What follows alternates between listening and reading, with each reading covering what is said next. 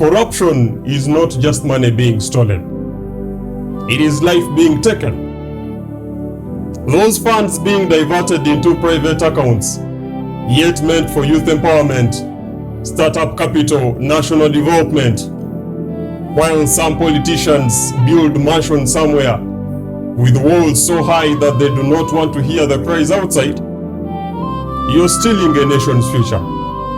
Because what is being taken here is not simply currency. It is opportunity of the young generation. Corruption does not knock on the doors of the rich first. It walks straight into the homes of the poor.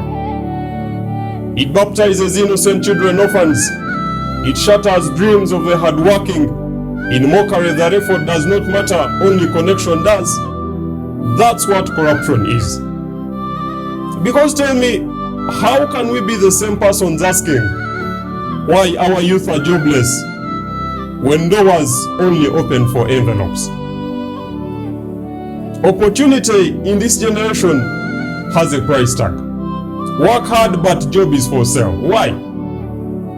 A child studies so hard only for them to watch someone buy their future like nothing. That pain is surely so heavy, people. And what we all must know, a nation does not collapse in one day. It collapses when wrong becomes normal and right becomes crime. If my speaking about this makes me a criminal, then I will wear that charge with pride. Because we have cried for so long. Every day we are crying about poverty. But corruption is the hand holding poverty in place. We are championing development, yet the hole in the bucket we are trying to fill is the same as corruption. Painfully, my heart goes heavy for the poor young generation. No connection, no money, just prayers. But if corruption is learned, then integrity can be taught. If corruption spreads, then courage can spread too. We must refuse to raise a generation that thinks stealing is survival. We must refuse to hide those thieves in the context of friendship. We must refuse to normalize what is killing us, because corruption does not build nations, it buries them. And one day, without mercy, without warning, be rest assured, everything will fall on us. History will hold us accountable. When greed was loud, where were you? When money spoke, did your conscience stay silent?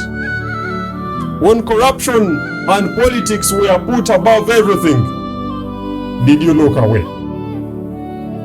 But a generation that stood firm their ground shall reprise strongly. We stood, we spoke, we refused. So let me speak about it right now. Because the fight against corruption is not just legal. It is moral, spiritual, and personal. For every coin misdirected is a dream postponed. Every project abandoned is a generation delayed. The very many young jobless graduates in our countries today are not struggling because they lack potential. No, they are struggling because somewhere along the line, opportunity was intercepted. The job that had in their qualifications was given out to someone less even qualified in the names of connection. And that is the whole foundation of a whole nation put at risk. A country that starves its youth of opportunity starves its own future. We must understand that in its right magnitude. When you steal from the youth, you're not actually stealing from today. You're stealing from tomorrow. And any generation that allows its tomorrow to be stolen must never be surprised when progress and development never arrive. So therefore, I call upon each one of us to be that generation that breaks this chain. Let us be the voice that refuses to whisper. Let us be the conscience of our nation. Because I know the child in that classroom, the patient in that hospital, the mother or father on the road will live tomorrow because we chose to be clean today. Even if corruption is loud, but a united people are louder.